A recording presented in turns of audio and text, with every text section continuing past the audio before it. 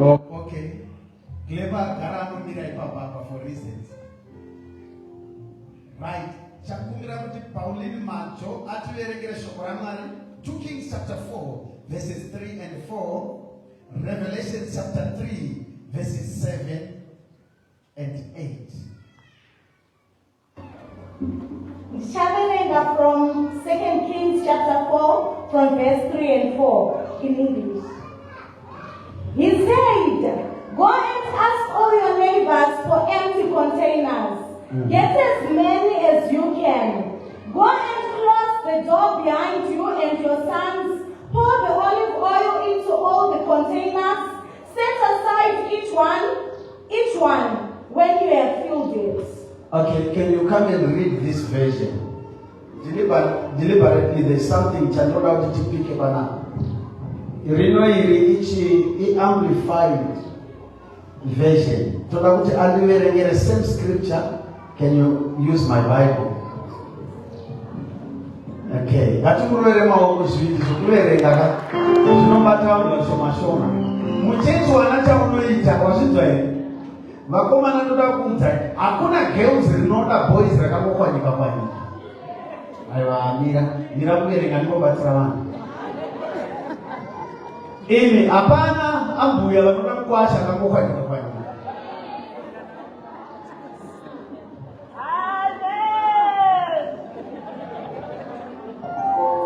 And hakuna boys rinoda girls rakangokwanika-kwanika. Ngowe rakangokwanika-kwanika ngoya kuti zete mchechi. Chero kumba chaiko muchipasata. Munotarisira kuti mwana ngaakure. Rino gore growth rino. Wana chaunoita muimba yaMwari. Pastor wacho vakati haudonenzi chea, haubudi mweya wetsvina. Look at the neighbor. Do something in the house of the Lord. Thank you. You can read, my daughter. I'll read from 2 Kings chapter 4 from verse 3 and 4. Then he said, go around and borrow vessels from all your neighbors. Yeah. Empty vessels. Empty vessels. Somebody say empty vessels. Is that neighbor? Go and borrow empty vessels. All right. And not a few. And when you come in, shut the door upon you and your sons. Then pour out the oil you have into all the vessels, setting aside each one when it is full. Yeah. Listen carefully. Listen carefully. Then he said, go around and borrow vessels from all your neighbors, empty vessels, and not a few. And when you come in, shut the door upon you and your sons. Somebody say, shut the door. Shut the door. That's the title of my message today. Shut the door. Somebody say, shut the door. Come on, say it emphatically. Close the door and shut the door. Shakasiana. Close in a politeness. Close in order to. But when we say shut the door, with some force. Somebody say, shut the door. Shut the door. That's my title today. Can you read the second passage, which is Revelation chapter 3, verses 7 up to 8.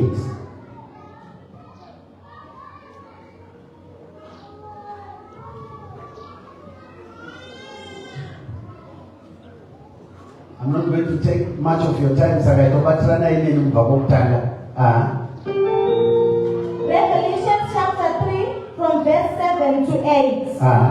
And to the angels, messenger of the assembly, church in Philadelphia, write, these are the words of the Holy One, the true one, he who has the key of David, who opens and no one shall shut, who shuts and no one shall open. I know your record of your works and what you are doing. See, I have set before you a door wide open, which no one is able to shut. I know that but little power, and yet you have kept my words and guarded my message, and have not renounced or denied my name. Right. Let's clap hands for the reading and for the reader of God's word. Aiwa ngatirambe timuroera maoko kusvika agara pasi. Ngatirovere mwanasikana uyu maoko. Ngatirove maoko stere.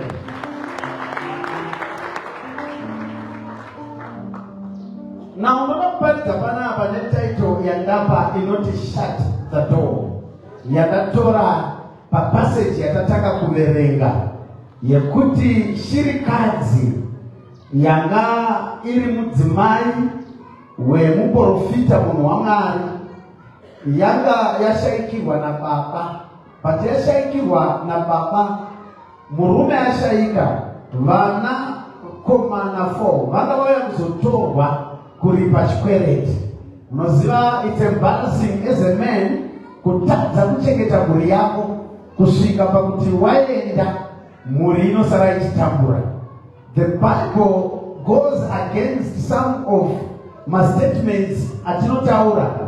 We have some African idioms dzatinotaura dzisina musoro. Seinoti chirere kuti mangwana chigoita sei chigokurerawo, but Bible shoko raMwari rinoti baba vakachenjera vanosiyira vana vevana nhaka. Kureva kuti baba vakachenjera vanochirera kuti vagochirera futi icho nevana vacho.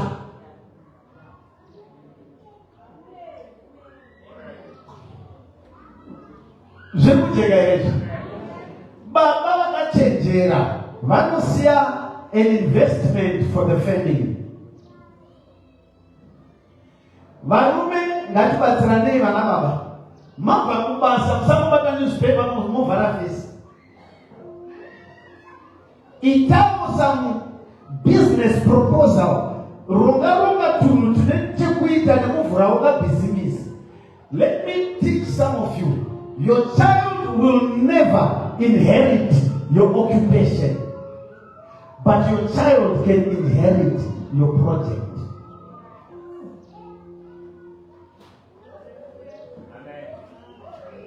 Listen, Willard.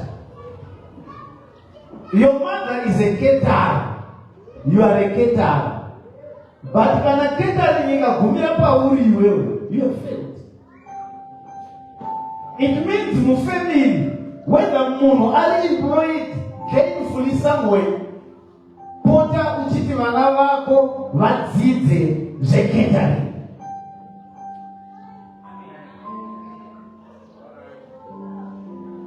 Why?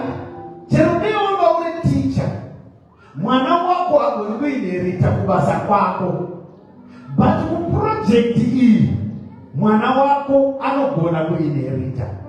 Munomboziva here kuti business runs in the blood, but usafunga kuti zvingori natural. You have to teach your children. Tererai nevana baba vane mabusiness. Usaita tsika yekuti business ndekwangu, it's a man's world, uchienda wega. Ita mukadzi wako azive your trade. Izvo kuti kambani yese nemapepa nemari dzacho dzinopinda nemaprofits mukadzi azivi. Hazvina kunaka. Hazvina kunaka. Iwe ukazoshaika business riripo rinomonona because hauna kumudzidzisa. Nemi vana mai ndimandai vokuenda ikoko. Shamwari ngatimboenda tese. Ndinoonamo side hustle yemhuri.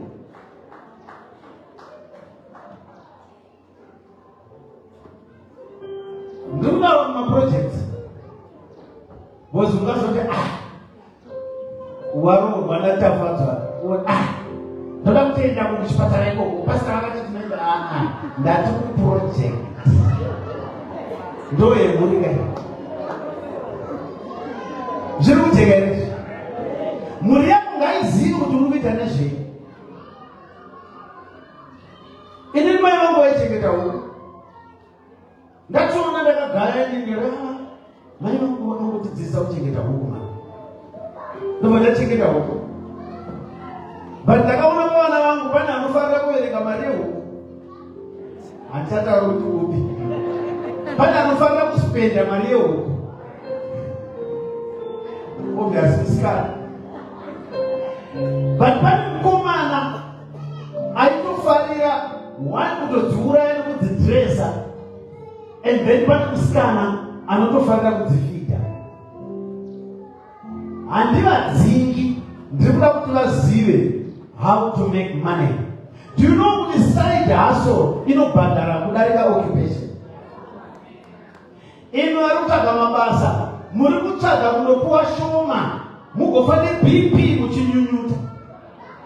Ini ndinomo mwanasikana wangu akachenjera akataura kuti pastor, ava vachiri kuslavery kwataineri, ini ndakasiya, and she's doing very well. You become your own boss.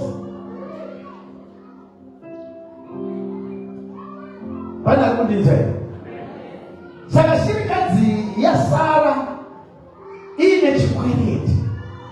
Paseja yataverenga ndomba iri kuenda kumuprofita munhu waMwari. Iwe handisi kuti unoende pine nyaya dzako, asi vakachenjera vanoringa munhu waMwari. Zvakaipa kuti nyaya yako ndinoinzwa yatenderera komboni ka5 usati wauya kwandiri, then waumerwa watiraya n'anga, watiraya masowe, watiraya madzibaba, watiraya njusu, wozouya kwandiri. Ndinokunamatirira pamwe ukasapindurwa nokuti Mwari vari kuremekedza kwawatanga kuenda nenyaya dzako. But this lady goes to the man of God, to the prophet. Anoenda kuna Elisha, anosvika kuti kuna Elisha, muranda wenyu munomuziva aiva munhu waMwari, aitya Mwari. Ngatimuombereredze plus. Aitya Mwari. Anozoti but achitya Mwari anga asingatyi zvikwereti. Akakwereta kusvika pakuti akafa atadza kubhadhara. Navo vana vakutorwa kuti vanoita maslaves vachitsiva zvikwereti. Tine vanhu vanotya Mwari but havatyi zvikwereti. Izvo zvikutaura kuno nhasi chaipo ndoda kumbovhara dhoo rezvikwereti. I want to shut the door rekukwereta. Tine vanhu vane mapayslip asomewa neSSB yeTottengram, asomewa neMoneygram nemamwe mafinancial lending institutions. Bhaibheri rinoti hatisi vakwereti, tiri vakweretesi. Akwereta kusvika pakuti chirikadzi yanetseka. Come on. Somebody shout, shut the door. It has shut the door. Akwereta anosvika panoenda munhu waMwari kuti munhu waMwari umwe wenyu uyu, your fellow preacher, akakwereta. Ora ndine mwana wangu ari kuda anopinda Dutch Reformed Church. Ndakamupa instruction yekuti auye pano, iye anoenda kuchikoro nhasi. Saka akuenda kuchikoro, anga achijaiva panapa. Akuenda kuchikoro, ngatimuroverei maoko, uye Mwari amutungamirire apase. Kwete izvozvo zvega. Ndiri kunyengeterera a bright future and big day parinoitika. I would want either to be in charge or to be present. Ngatimuroverei maoko achienda, anodziropafadza. My brother, in terms of I want to be a community pastor. Ndinoda mufundisi wenharaunda yese beyond. Ende tsvaga kuti vanhu vakati muarea munomu handei kwapastor vanonyamba nditi. That's my desire. So saka munoona avinga munhu waMwari anomupa solution. Anoti amai, tiendai munokwereta midziyo imi nevanhu. Murume wavo aikwereta mari achifunga kuti ndo solution. But pano profita munhu waMwari ari kukweretai empty vessels. My goodness. Uyo aikwereta mari haisiyo solution. Amai vanozvikweretai midziyo isina chinhu. Zviri kurei vari kunzi create the capacity for the miracle. Iwe ndiwe unogadzira capacity yemiracle yacho isati yavapo. Expectation is the breeding ground for your miracle. If you need a miracle, expect one and prepare for one. Saka amai vanodzidziswa expansion. Vanodzi midziyo. Musakwereta mishoma nokuti murume haana kwereta mari shoma. Problem ndezvizhinji zvakakweretwa. Saka solution muchakakweretawo zvizhinji asi zviri opposite zvamanga makwereta. Handei kuphysics. Murairo waIsaac Newton wetatu, the third law of Isaac Newton, inoti object yose yaexerta pressure pane imwe object. Object iyo yatsikirirwa iri kufanirwa kutsikirirawo object yaitsikirira ne-equal amount of pressure but in the opposite direction.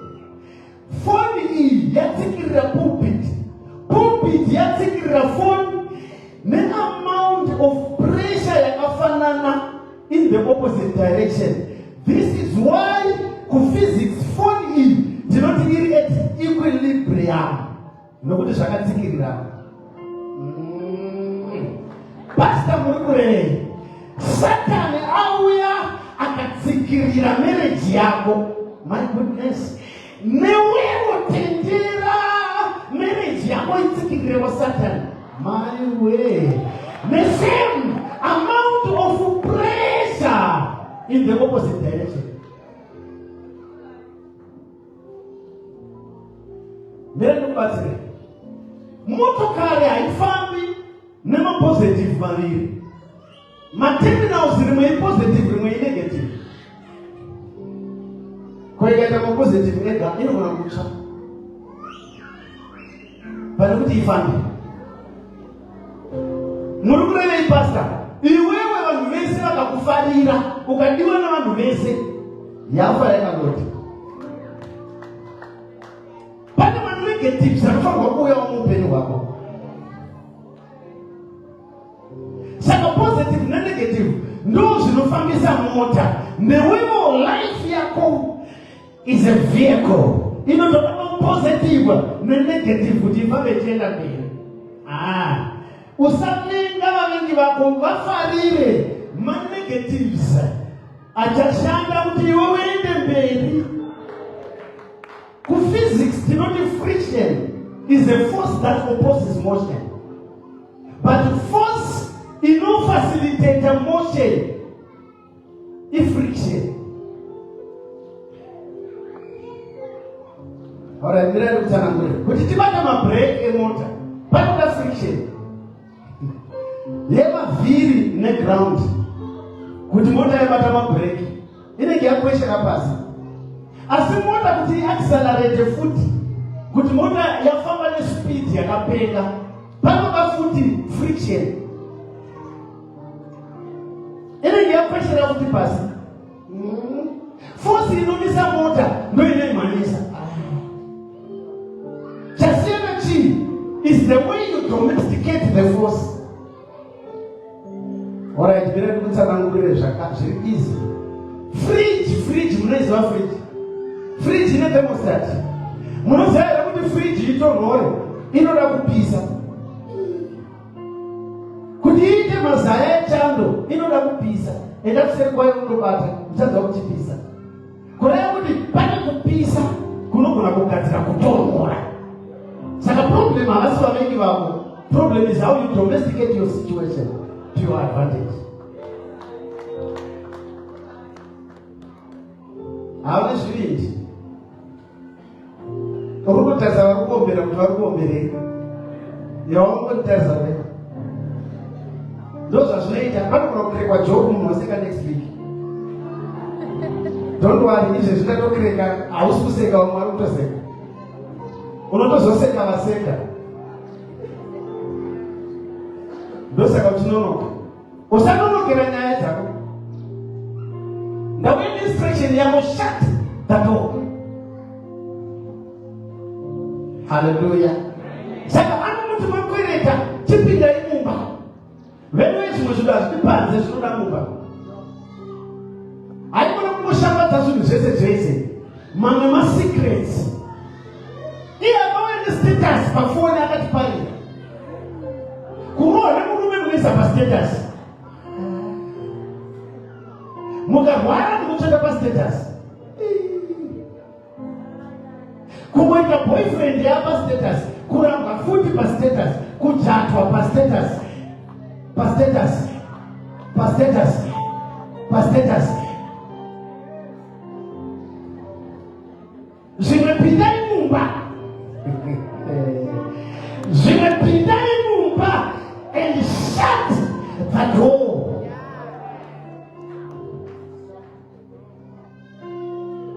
Usacheka nhamo dzako pa-status. Usakuva kuti vanhu vese vanomunzira tsitsi. Pane zvinoda kupindawo mumba. Movhara dhoo nevana.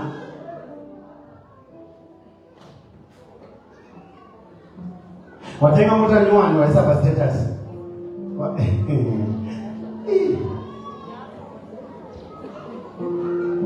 Tinavafundisi they are fortunate to rub shoulders with great men. But the only thing that they can afford to do is to pose for a photo, even with the minister, for a photo with the president. Do you think if I were to meet the president of the Republic of Zimbabwe, I would pose for a photo? No, I wouldn't. What would you do, Pastor? I would talk to him about things that can improve my life. Opportunity opportunities. At a certain hospital, there was an expatriate doctor. Chiremba aibva somewhere. Vana vafara, moyo wangu wafara kuona vana vanofara. Ini kamuta kuonana nikuonana ine vana vanofara. Mozongomhanya kana vadona. Kana vakadai bhozvo kuti ndikudzei weakness yangu inini. Moda kuiziva?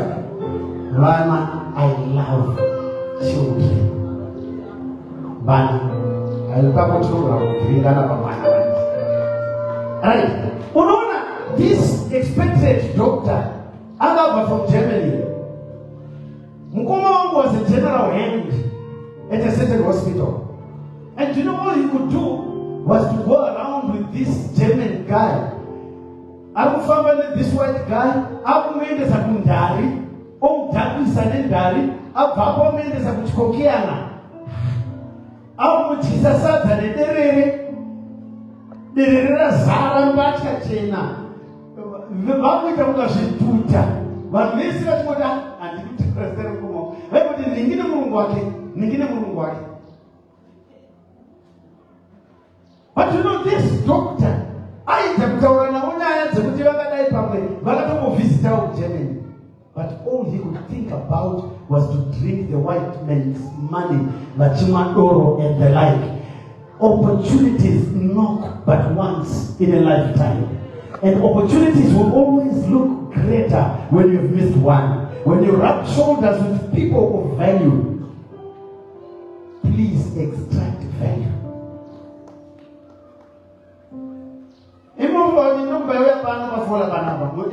Mafungireni ndokuti inini ndokushaiwa kumwe kwadaigona kuita. But ndokuya pano ndokukupasta iwewe zvandiri panapa inini nemukadzi wangu touya tokupadzirai mese kuti murambe makadaro. Hayi, izvo ndinoramba. Urambe uri pasi.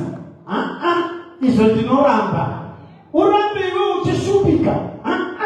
Izvo ndinoramba. Urambe uchikwereta. Wakakwereta tisati ndauya. Zvino ndauya. I'm shutting that door in Jesus' name. Bvunzai vana mabusiness avana kutanga vari pamusoro, vakatangira pasi. Start somewhere, man. Pastor, I don't have much. If you cannot do great things, do small things in a great way. Tangira pauri ipapo. Vamweni makangwarisa imini. Makangwarisa. Zokuti tinenge tiona drama after drama day, itaima skit tokufollowai tinokulaikai. Muite mari pa social media. Abana drama king anotinda tena for free. Hakuna cement simari gani. Kushata kunaitiza mali. Andapana akashata kwa kuno. Kuna contest yawantu vanonzwira akaipa. Unopinda Guinness Book of Record. Unoretewa chero neForbes inokuretewa. Kuti tamuwana. Vamwe vanokreka majokes vanhu vachingoseka pagrupu ndiwe unenge uchingokreka majokes vanhu vari kungoseka ipapo. Be a comedian. Enda unoita a stand-up comedian and make money. I'm saying the things that you do best, you can earn money from those. Mama Esther amukufarira anenge akarereka ndini. Anga aresha kuruka. Munhu wopedzera ndobva aruka zvakadai. Apedza akati yoka. Akati mutarisa akati mani uye zvakanaka kudarika zviri straight. Umwe amuti marumapindizvo yaiva mistake. Mistake yako can be converted into a skill.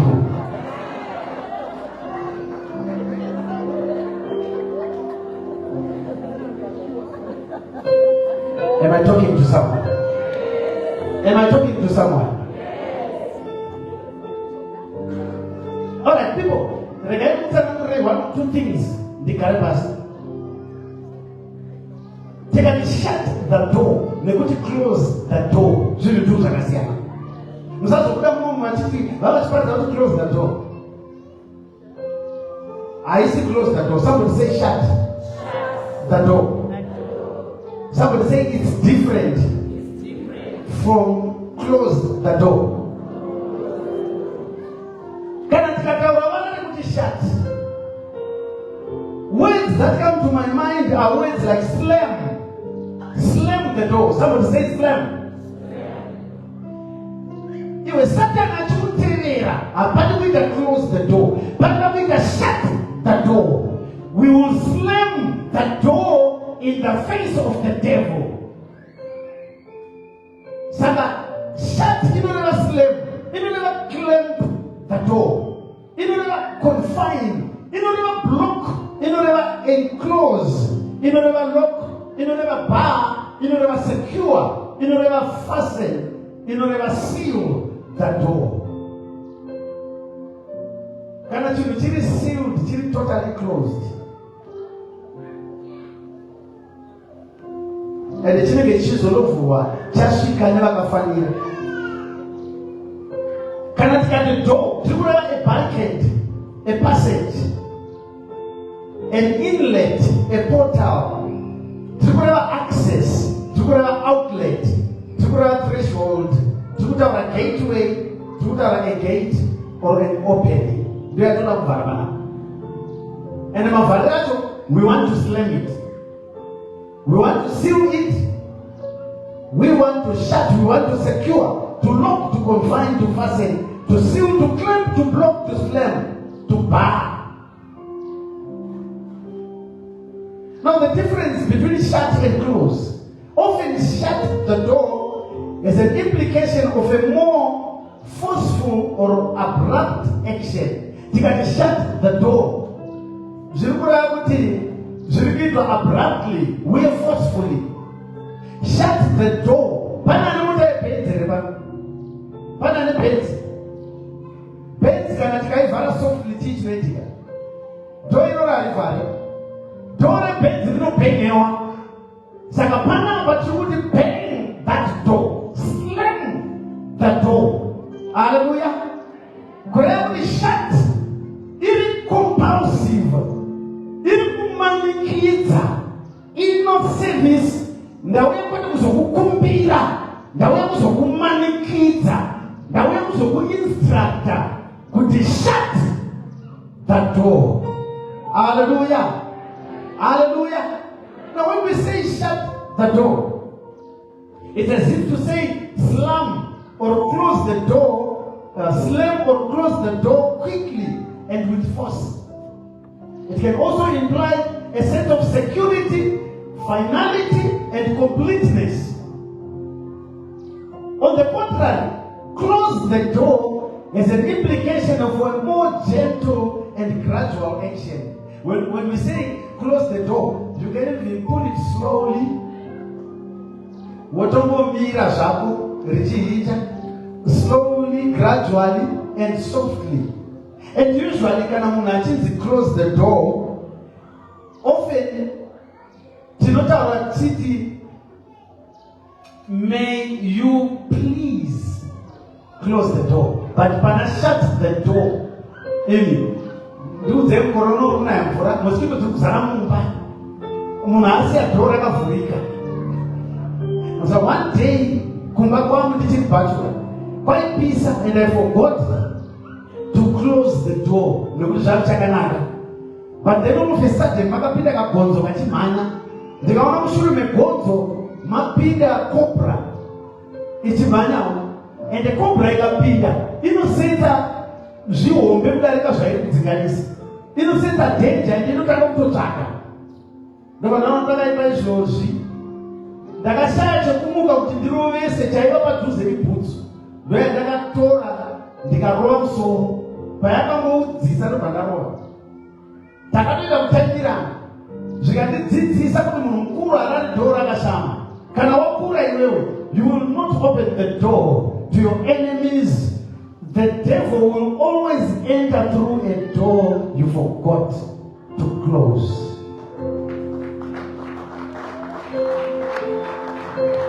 Now guess what? I forgot to close the door. You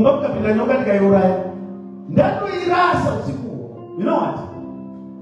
I then did not close the door because I knew there was impending danger upon top. I then shut the door. I slammed it and I locked it. Shut the door. Jasiana, please, may you close the door. Now, and now I've come to command you. Shut! Look at your neighbor. The neighbor, shut the door. Implication could close the door, yet gentleness gradually is giving a connotation of the door being carefully, slowly pushed or pulled to closure. Usually shut the door behind you as a sense of exclamation. Shut the door. I'm going to exclaim this way. On the other hand, close the door is usually uttered as may you please close the door. It implies a very polite or a gentle request. Hallelujah. But Pandawa Panapa, Amai Ava, Vafi Wanemurum, Nine. If you might not tell Elisha, Ati Amai, please go and borrow and please close the door. Abana, please, Abatashan. Why? No, it's an emergency. Vanama to Wasama. I went to Sotamba. The doctor writes your one. The doctor writes your one. Makore Anao, it's in my life. Monamatu Santa, when I do a name, negative baby Kumba. But Quentin Makore and Zara.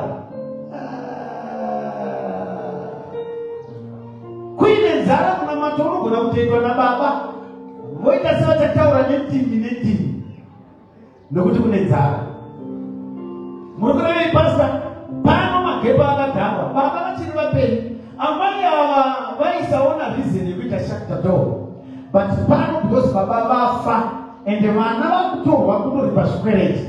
Munwamari, and Daba instruction Pano. It is unlikely Singapore Winamai. Doda Blata with Quentin Zio, Mapinda Mumba, you shut the door. Say like they shut the door. Why would I wanna disturbance from my friends?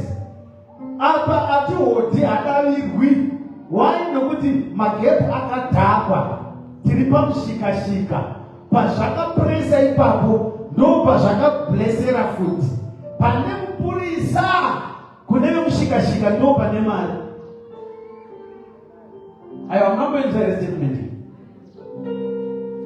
Pane problem, no pane solution. Pane namo, no pane business. Mtende COVID wa mama yako nemba. Machinemba baba vasitoka chikafu chekudya. And guess what? Kudemba nekudya akasense. Usimbe futi nekudya akasense. Tine vanhu vaidya mutime yeCovid vari mulockdown. Asi tine vamwe vanhu vakati devil, I'm putting you on lockdown. Ndakambosevenza COVID usati wauya. Ndakuda kutosevenza kupfuura ipapo. Vakandotsvaga zvikafu. Inini ndoda kutaura munogona ita saka tichembema muri kumba kwenyu handiti pataki yeCovid. But chikafu chinoteka kumbare uko kuvanhu vasina masi.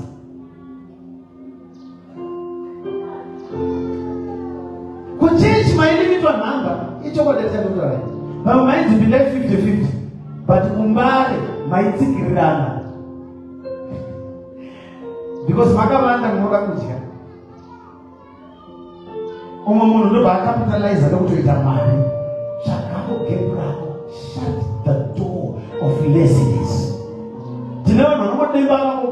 You shut the door. Amai ava vanodzivhara musuwo mupinde mumba. Apa vatoreswa midziyo isina chinhu. For God to perform a miracle, you need to provide a starting point. Pane vanoda minana vakaimirira vakagara maoko. Climbing the ladder of success with hands in your pocket is impossible. It's impossible. The only place where you find success before work is in the dictionary because of our alphabetical order.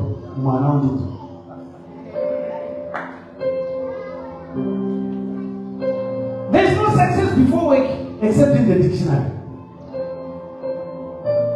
Because S comes before W. What namate, go and work to the work. Ukatana breaka mwanangu, wa breaka ndalo sevenza. Enda undo sevenza. Vari zamanyira kwa haitiki chende kunokoreta midziyo muremerwe nemidziyo. Wewe mkamaya vakapusa. Kudzikoreta mizhinji ndiri ndaikoreta midziyo. Kwe 1 week ndichimukwereta midziyo. Why? Because ndikuda kuti miracle yangu ienderane necapacity yanda creator. Zvekujegerezvo. Itaneiba nokuti asitsa zvandokutaura. Itaneiba. Shut the door. Izvo zvakakona kusvitsa here. Revelations chapter 3. Iri kutaura kune chechi. Chechi iri kunzi, these things I say to you. Ini I am holy and I am true.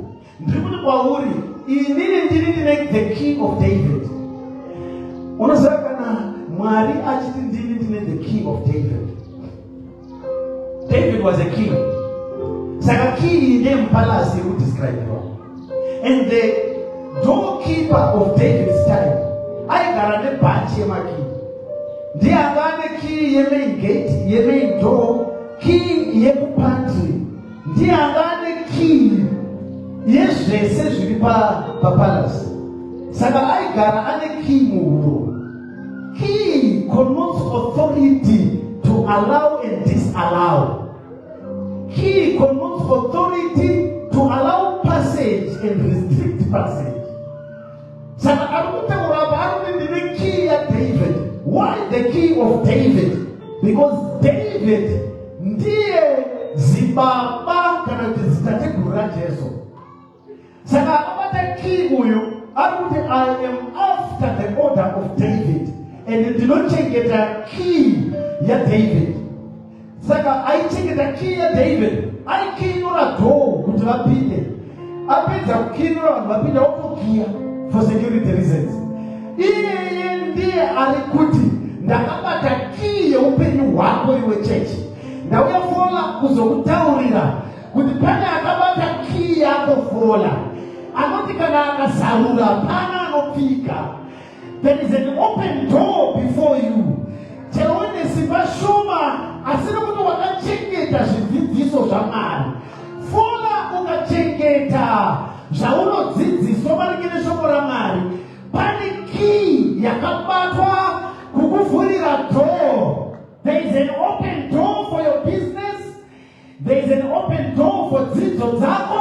there is an open door even for another. There is an open door for your marriage fallen. Why? Because he who holds the key of David will open when no one can close. Did you pay this and listen to this? There are different types of doors. Tinema door. Anaita zvokuvhurwa manually. Kuti unotobata chihendo pamwe rigokakavara kwakanaimwe rinenge rakafuta dhoo rekuda mabaya nokuri ripeya riri kutenga rikanaiwa rinoexpanda. Saka munotorwa naro chaizvo idhoo iro rinotaipire dhoo. Kune madhoo esimbi ane zvaakanakira kusiyanawo neeutu, asi eutu ane zvaakanakira. Uye madhoo aya ndati mamwe anovhurwa manually, but kune mamwe madhoo zvekare ekuti unopinda muchimerry-go-round rinogona kuvhurikira rasvika pauri. Paunopinda ipapo wakufanirwa kufamba uchitevedzera speed yedhoo. Ukaitevedzera inokupa access muroom mauda kupinda, mungava mubhengi, aripo madhoo akadaro makamusangana nawo. Then kune madhoo mamwe anondinakidza anosenza presence yemunhu. Iwe ukangosvika padhuze nedhoo iroro wangopinda muteritori yedhoo iroro rinosenza. Pakungoti one step dhoo rinofana kuvhurika roti kusvika wasvika uchingopfuura chete dhoo iroro rinotanga kuvharika. Mamwe madhoo akadero ari pamabhengi ndoda kutaurira dhoo riya riri restrictive, idhoo rinotendera passage kumuru one. Ndakuda kuti Mwari vavhure dhoo rako riri restrictive, dhoo rekuti uchapinda wega, hapana mamhepo achakutendera kupinda, because pauchaswedera riri kuvhurika, but wangopinda richavharika. Kuitirei? Kuitira kuti when God closes, no demon will enter your marriage again. No demon will enter muhomwe dzako zvekare. Hallelujah. Dhoo iroro riri prohibitive, harini unopinda vachimanya-manya. Rinoti wapinda romuvharira mukana wake ari mukati memukana wacho. Vana vaIsraeri, the Red Sea ranga rine dhoo rakaonekwa naMwari vakarivhura. Vana vaIsraeri vachingopinda dhoo robva ratanga kuvharika kutanga nekumucheto kwegungwa.